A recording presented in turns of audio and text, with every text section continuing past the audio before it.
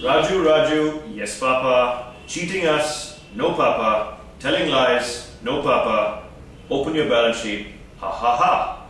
You probably got this SMS as well that was going around a couple of weeks ago on the Satyam scandal.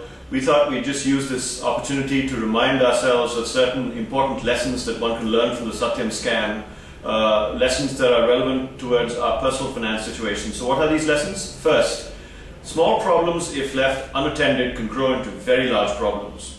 You know, the Satyam issue started with just a few crores of revenue that was a shortfall, and over time it grew into hundreds, maybe even thousands of crores of revenues. Similarly, if you leave your personal finance problems like credit card debt or personal loans unattended, you can end up with a huge problem in just a few months or a year's time, which can cause you a lot of financial distress down the line.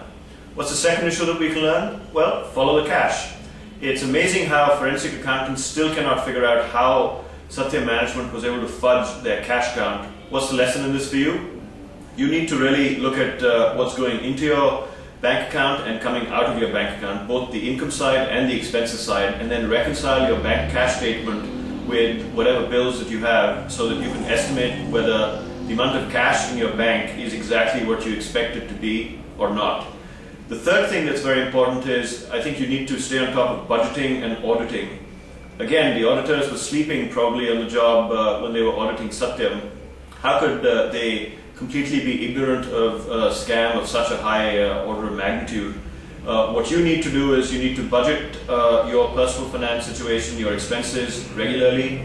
You need to also audit everything that's going on in terms of all the statements that you're getting from your bank account, from your credit card statement, your EMI statement, your cable television statement, your mobile phone statement, just to make sure that there are no hidden charges and there's no leakage that's going on in terms of what you're actually paying. The fourth thing that you need to understand is that it's very difficult to trust the experts. The experts have a very difficult job, of course. They've got to give their views in the future. Nobody can predict the future. And that's exactly what went wrong, we think, as far as the Satyam issue is concerned. Large foreign institutions, large domestic institutions, so-called experts were invested in Satyam right up until the scandal broke out, or the news of the scandal broke out rather.